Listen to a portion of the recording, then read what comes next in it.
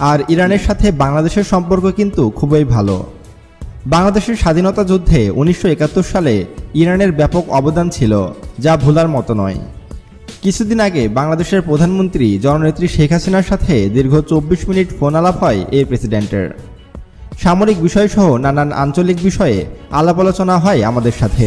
अस्सलाम वालेकुम व्यूअर्स, मैं हूं एहसान खान और आप देख रहे हैं यूट्यूब चैनल एहसान रिएक्शन विद एहसान। मैं उम्मीद करता हूं आप जहां भी होंगे एंजॉय करते होंगे, मज़े में होंगे और फिट फाट होंगे।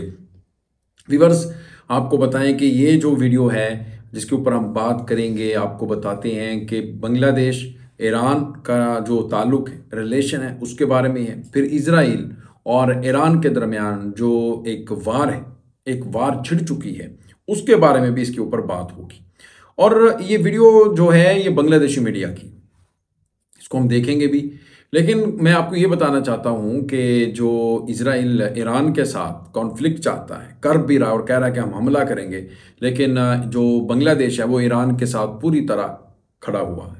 इसकी एक तारीख भी है, अगर आप उठाकर देखें, तारीख पढ़ें तो आपको पता चलेगा ईरान और बांग्लादेश का जो रिश्ता है कितना मजबूत है।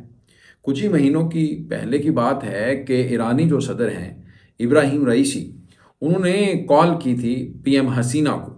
जी हाँ, शेख हसीना के साथ जब फ़ोन कॉल पर बात हुई तो कुछ चीज़ें जो निकल कर सामने आई, जो एलामिया सामने आया, वो ये था कि बांग्लादेश से ईरान इंपोर्ट जो करने जा रहा है वो करेगा, टेक्सटाइल इंपोर्ट करेगा। और फिर उसके बाद जो शिप, आपको पता है कि बांग्लादेश जो शिप है वो भी बहुत ज़्यादा बनाता है, और यूके ने भी एक शिप बांग्लादेश से इंपोर्ट की थी। और ईरान ने कहा कि हम बांग्लादेश से टेक्सटाइल प्रोडक्ट्स इंपोर्ट करेंगे, शिप इंपोर्ट करेंगे, और उसके बदले में हम बांग्लादेश को दे सकते हैं, यानी बांग्लादेश ले सकता है ईरान से ईरानी ड्रोन। जी हाँ, ईरानी ड्रोन, सुसाइड जो ड्रोन है उनकी बड़ी मांग है दुनिया भर में, और ये कम प्राइस पे भी मिल जाता है ईरान से। तो इस तरह ये बातचीत हुई थी। और फिर आप देखें कि ईरान और बांग्लादेश का ये जो ताल्लुक है, इसको ना ही भारत अच्छा समझता है, ना ही अमेरिका अच्छा समझता है, ना ही इजराइल अच्छा समझता है, ना ही अमेरिका के जो अलाइज हैं वो भी नहीं अच्छा समझते।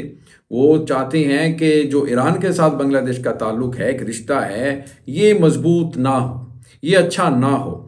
और लेकिन अब आपने देखा कि ईरान के ऊपर हमले की जो बात है इजराइल की तरफ से की जा रही है, जो ईरान ने अटैक किया, जवाबी वार किया, अटैक तो नहीं उसको कहा जा सकता, उसको तो आप ये कह सकते हैं कि जो जवाबी वार किया है उसमें कैसे ईरान खड़ा हो गया है, बांग्लादेश ईरान के साथ खड़ा हो गया है, दुनिया को दिखाया है, कैसे सॉलिडरिटी शो करवाई है, वो सारी दुनिया को दिखा दिया है बांग्लादेश ने।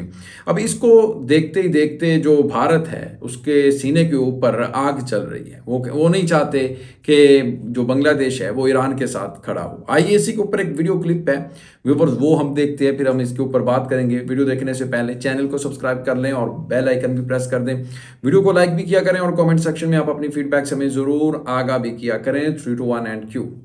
হ্যালো বন্ধুরা, ইরান যে আন্তর্জাতিকভাবে সারা পৃথিবীতে তাদের প্রভাব বিস্তার করছে তা আপনারা সকলেই জানেন। সামরিক এবং অর্থনৈতিকভাবে ইরান এখন পৃথিবীর নতুন পরাশক্তি। ইরান এখন নিজ দেশে বিভিন্ন ধরনের অস্ত্র উৎপাদন করছে এবং সারা পৃথিবীতে তাদের প্রভাব বিস্তার করছে। ইরানের কিন্তু চীন ও রাশিয়ার সাথে খুবই ভালো সুসম্পর্ক রয়েছে। চীন এবং রাশিয়া এই দুই দেশই কিন্তু ইরান থেকে ড্রোন ক্রয় করছে। এক চীনই কিন্তু ইরান থেকে 15,000-এরও বেশি ড্রোন ক্রয় করছে। ইরান কিন্তু ড্রোন তৈরিতে বিশ্বের সবচেয়ে সফল একটি দেশে পরিণত হয়েছে, তা আপনার মানতেই হবে। শুধু ড্রোনই নয়, মিসাইল, এয়ার ডিফেন্স সিস্টেম, যুদ্ধ tank, artillery, electronic warfare device ইত্যাদি তৈরি করে থাকে ইরান। ইরানের প্রেসিডেন্ট ইব্রাহিম রাইসি কিন্তু খুবই সৎ, নির্ভীক এবং সাহসী একজন মানুষ। আর ইরানের সাথে বাংলাদেশের সম্পর্ক কিন্তু খুবই ভালো।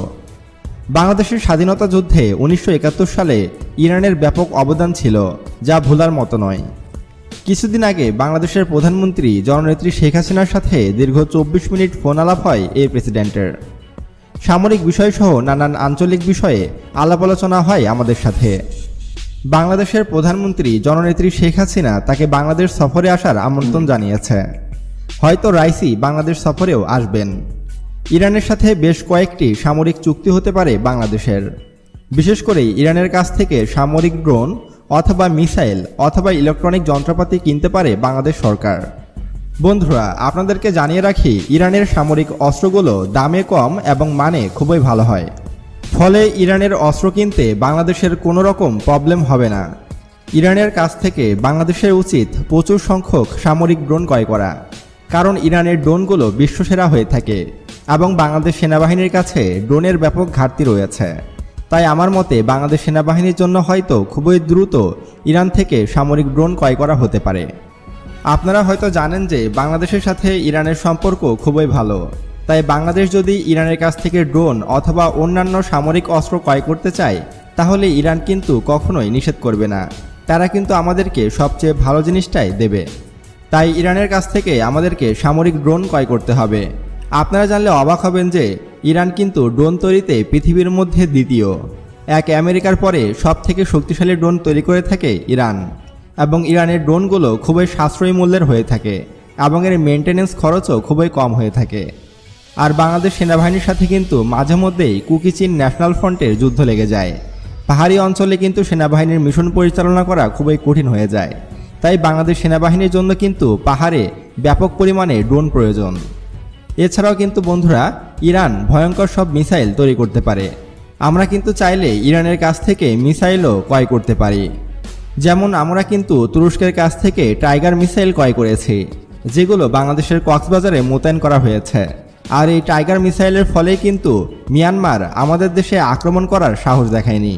তাই এরকম টাইগার মিসাইলের মতো যদি বেশ কিছু মিসাইল ইরানের কাছ থেকে ক্রয় করা যায়, তাহলে বাংলাদেশের চট্টগ্রাম, কক্সবাজার, সেন্ট মার্টিন। व्यूअर्स, आपने ये वीडियो देखी है, बहुत ही इंटरेस्टिंग वीडियो थी। और कैसे जनाब अब बांग्लादेश ईरान आपस में खड़े हुए हैं और ईरानी सदर ने ये कह भी दिया है कि मैं एक तो बांग्लादेश का सफ़र भी करूंगा। वो पाकिस्तान के सफ़र पर आ रहे हैं। ईरानी सदर इब्राहिम रईसी हैं, वो पाकिस्तान आ गए। और कैसे पाकिस्तान और ईरान का जो ताल्लुक है इंशाल्लाह वो और भी मजबूत होगा। ये मुस्लिम जितने भी देश हैं इनको यकजहती शो करवाना चाहिए। और इजराइल जो अमेरिका के साथ, जिसको अमेरिका की आशीर्वाद है, उसको बताना चाहिए, उसको दिखाना चाहिए कि मुस्लिम ममालिक के साथ आप पंगा ना लें। और अब आप देखें कि बांग्लादेश की जो टेक्सटाइल जो सेक्टर है, फिर उसकी जो इंपोर्ट एक्सपोर्ट्स हैं, अब बांग्लादेश जो टेक्सटाइल में एक्सपोर्ट्स करता है दुनिया भर में आफ्टर चाइना, वो सबको पता है। अब वो उससे फ़ायदा उठाना चाहता है, ईरान भी लेना चाहता है ये प्रोडक्ट्स बांग्लादेश की, और फिर शिप को लेकर भी इंपोर्ट करना चाहता है। उसके बदले में वो चाहता है कि बांग्लादेश को हम ईरानी अपने जो ड्रोन्स हैं खुद साख्ता वो दे दें। तो आपका व्यूअर्स इसके बारे में क्या कहना बताइएगा। मिलेंगे इंशाल्लाह नेक्स्ट वीडियो में, जब तक के लिए अल्लाह हाफिज़।